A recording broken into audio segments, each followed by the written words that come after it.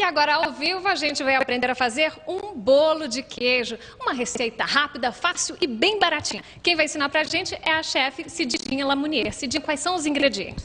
Nós vamos usar 3 ovos, 1 xícara de leite, meia xícara de óleo, 3 xícaras de polvilho doce e 1 xícara de queijo. Vamos bater tudo no liquidificador. Bom, então toda essa mistura a gente teria que fazer o que agora? Fazer o quê? Teríamos que misturar, né, aqui com o nosso pó royal, né, o nosso fermento, e aí levaríamos ao forno. Quanto